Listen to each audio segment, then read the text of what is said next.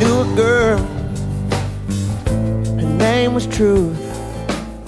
She was a horrible liar. She couldn't spend one day alone, but she couldn't be satisfied. 'Cause when you have everything, you have everything to lose.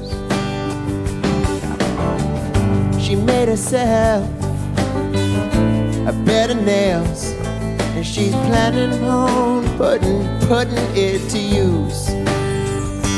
She had diamonds on the inside. She had diamonds on the inside. She wore diamonds on the inside. Oh, diamonds.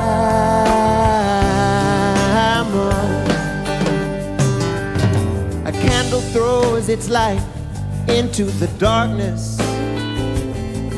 In a nasty world, so shines a good deed.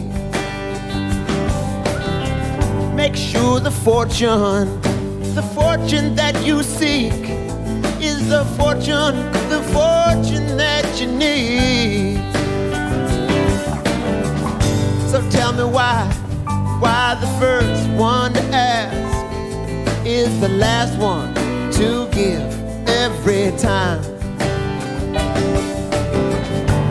What you say and do not mean follows you close behind. She wore diamonds on the inside. Wore her diamonds on the inside. You have diamonds on the inside. Oh, diamonds. Oh, not diamonds. Oh, diamonds on the inside.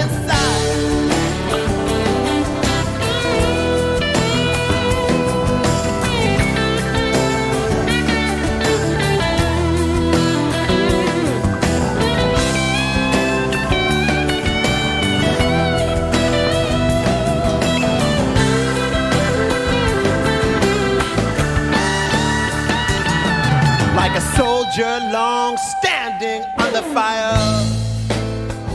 Oh, any change comes as a relief.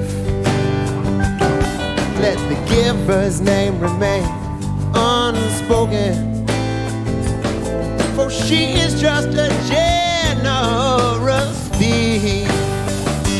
She wore diamonds on the inside. She wore diamonds on the inside. Oh, you have diamonds on the inside. Oh, diamonds.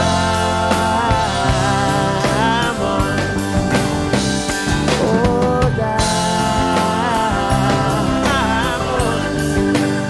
Oh, diamonds. Oh, diamonds on the inside. Oh, now she wore diamonds on she wore diamonds on the inside.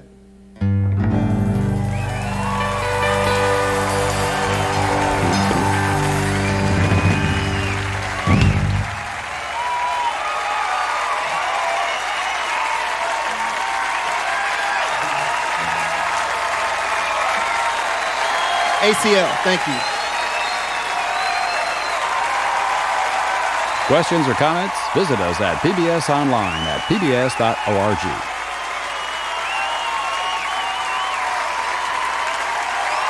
It's a true honor of the highest.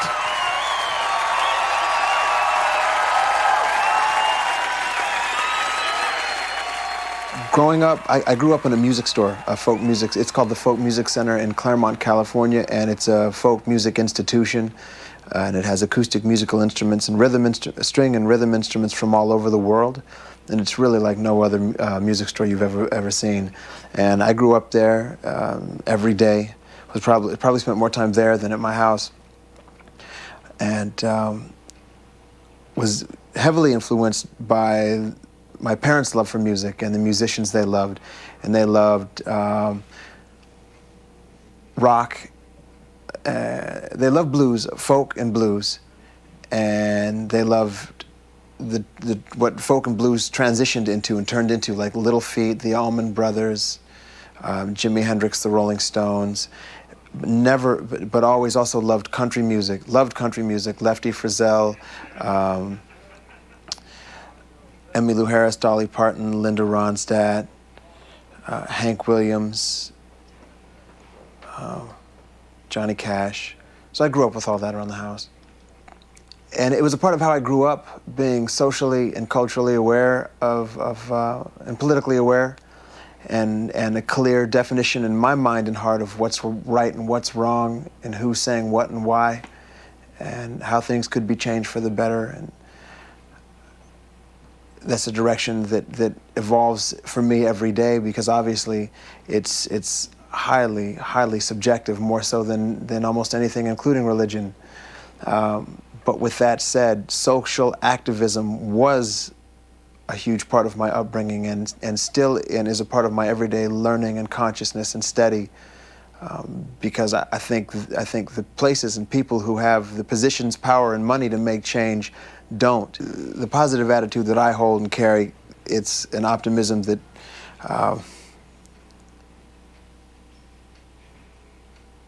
it enables me to stay inspired, stay motivated, and enthusiastic about doing what I do every day, whether that be a parent, a partner, or a musician.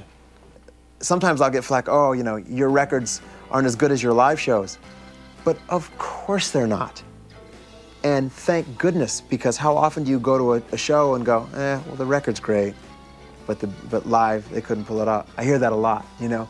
I've never wanted that to be the case, so I've always said, I want to be a better band than my records, because that's what you want. You want the record to be solid, great, and then the show to be, oh, and the live, it was even better, you know? But that's just sort of how we twist things. Like, it's amazing how something good can, wow, the records, but live, you know what I mean? People make it a detractor. I'm like, of course, because it's live, it's raw, you can taste it, you know?